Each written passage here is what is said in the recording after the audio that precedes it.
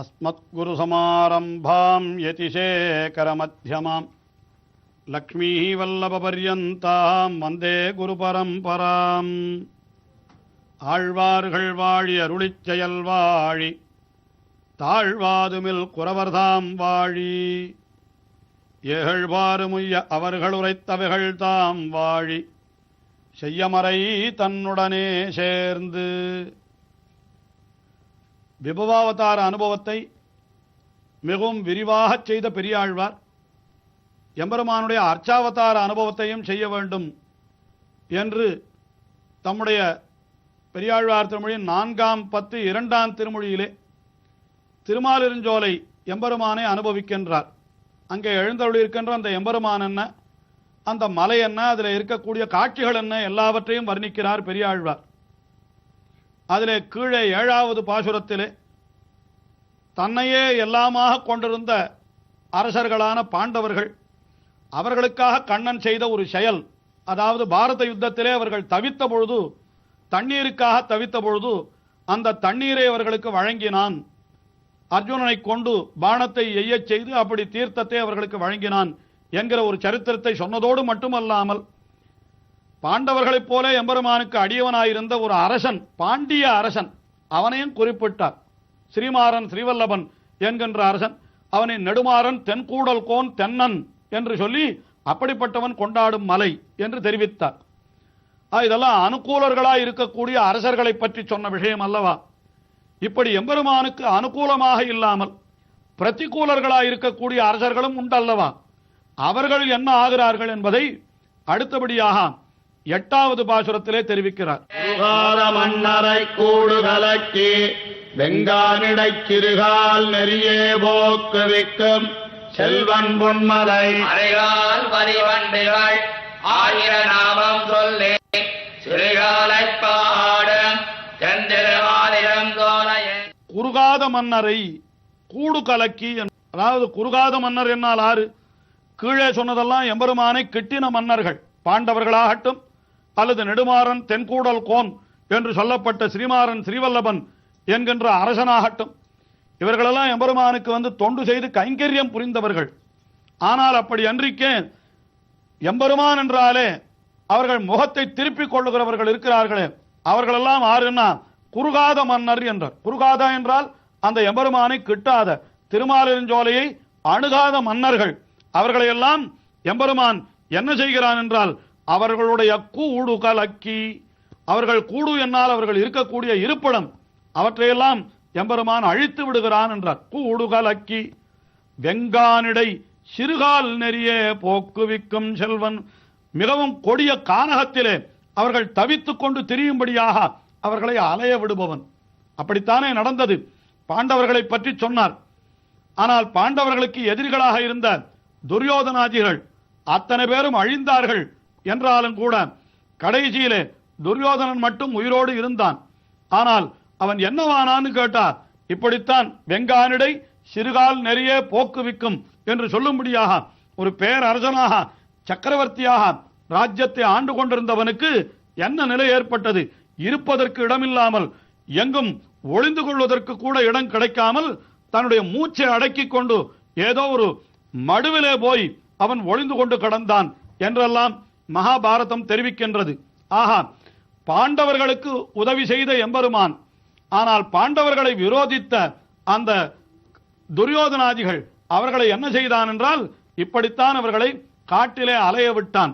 அதைத்தான் குறுகாத மன்னரை கூடு கலக்கி வெங்கானிடை சிறுகால் நெறியே போக்குவிக்கும் என்று அவர்கள் சிற்றடி வழியாக, அப்படி ஒற்றையடி பாதை வழியாக, கல்லும் முள்ளும் இருக்கிற பாதை வழியாக அவர்களை போகும்படி செய்து விடுகிறான் எம்பெருமான் என்று அடியவர்களை வாழ்விக்கிறான், அடியவர்களுடைய விரோதிகளை அவன் அழித்து விடுகிறான் என்று அதையும் இந்த பாசுரத்திலே காட்டினார். அப்படிப்பட்டவன் எழுந்தருளி இருக்கிற இடம் எது என்றால் அதுதான் திருமாலிருஞ்சோலை.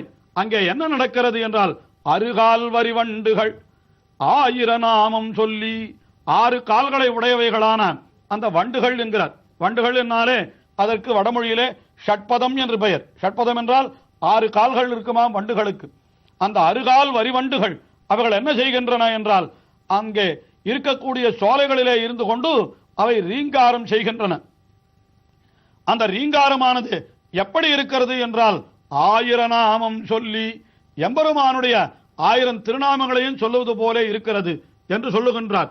வண்டுகள் எம்பெருமானுடைய திருநாமத்தை சொல்லுமா என்று கேட்டால், எம்பெருமானுடைய அனுகிரகம் இருந்தால் வண்டுகளும் கூட எம்பெருமானுடைய நாமத்தை சொல்லுவதிலே என்ன தடை?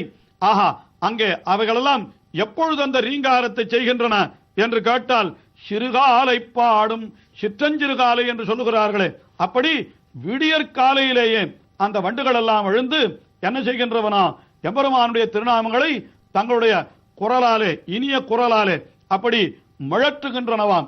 அதைத்தான் இந்த அருகால் வரிவண்டுகள் எம்பெருமானுடைய 1000 திருநாமங்களை பாடி சிறுகாலை பாடும் என்கிறார். இங்கே உட்பொருளாக நாம் எதை கொள்ளலாம் என்றால், அருகால் வரி வண்டுகள். வண்டுகள் என்னால் அவை யார் என்னால் நம்முடைய உயர்ந்த ஆச்சாரியர்களை வண்டுகள் என்று அப்படி சுவாபதேசத்திலே நமக்கு காட்டி அருளுகிறார்.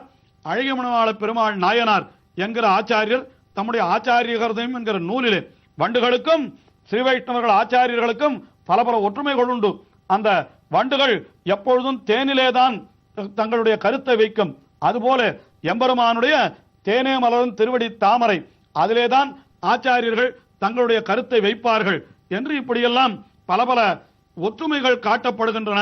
அந்த பிரகாரம் பார்க்கிற பொழுது இங்கே சிறுகாலை விடியற் காலையிலேயே எழுந்திருந்து ஆச்சாரியர்கள் என்ன செய்கிறார்கள்? அருகால் வரிவண்டுகள் என்று சொல்லப்படுகின்ற அந்த ஆச்சாரியர்கள் எம்பெருமானுடைய திருநாமங்களை பாடுகின்றார்கள், சகசர நாமத்தை தெரிவிக்கின்றார்கள். விசேஷித்து கூரத்தாழ்வான் என்கிற ஆச்சாரியர் பல ஆண்டுகள் இந்த திருமாலிருஞ்சோலையிலே எழுந்தருளி இருந்தார். அவரைத்தான் இங்கே அரிகால் வரிவண்டு என்று சொல்லுவதாக நாம் கொள்வோமானால், அவர் தினமும் விடியற்காலையிலே எழுந்து எம்பெருமானுடைய திருநாமங்களை பாடிக்கொண்டிருந்தார். சுந்தர பாகுஸ்தவம் முதலான ஸ்தோத்திரங்களாலே அவனை துதித்துக் கொண்டிருந்தார் என்றும் கூட நாம் கொள்ளலாம். அப்படிப்பட்ட திருமாலிருஞ்சோலை என்று இப்படி அருளி செய்தவர்.